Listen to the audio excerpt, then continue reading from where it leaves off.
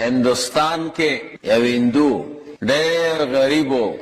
غریبۍ او قرضدارانو سم راتنګ کا ښځې ته یې وې ښځې څه وکړو ورته وې سړیه که دې خوښه دا کلی به پرېږدو او بل کلي ته به لاړ شو کله کله سړی د هجرت په وجه م ښه کېږي وې صحیح ده بل کلي ته لاړه او کور یې په کرایه ونیوه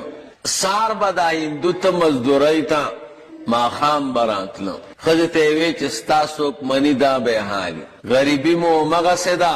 او د کور کرایه م راپسې را روانه ده یو ماښام را روان دی توره خلطۍ پیدا کړه چې پیدا یې کړه ده دا ګمان وکړو چې دا سمې ډېرې روپۍ دي پکې یو غټه ګته پکې پرته ده کور ته یې راوړه او ښځې ته یې وې ښځې دومره مالداره شوم چې انشاءالله بیا به غریب نه شم روپۍ مې پیدا کړې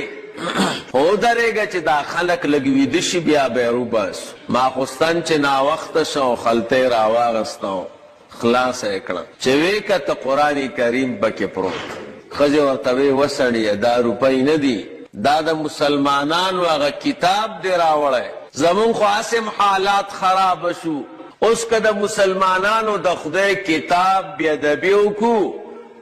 اب هم راته غوسه شي نور به مو کار خرابه شي زر داویسه د مسلمانانو جومات ته هغه ورته وې ښځې اوس به مسلمانان ویدی ناوخته دی مسلمانان د 3 بجو وخت کې راپورته کېږي او خپل رب ته سجدې لګئ 3 بجو پورې به راسرئ بیا به یې وروړم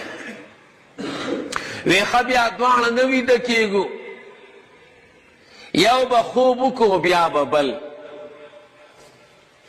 نو دې ښځې په سر باندې دا قرآن کریم کې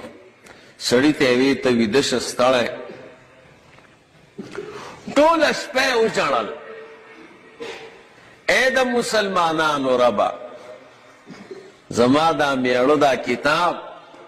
په غلطۍ کې راوړی دی موږ د دې په قدر نه پوهېږو چې څنګه قدر یې وکړو خو ای د مسلمانانو ربه که موږ نه پکې بېادبي شوي نو ته مو معاف که ټوله شپه یې چغې ووهلې 12 بجې شوې میړی راپورته که ویلې اوس ته په ژړا شه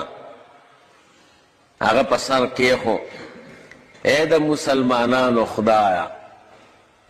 ما ستا کتاب په غلطۍ راوړی ته مو معاف که که بېادبي را نه شوي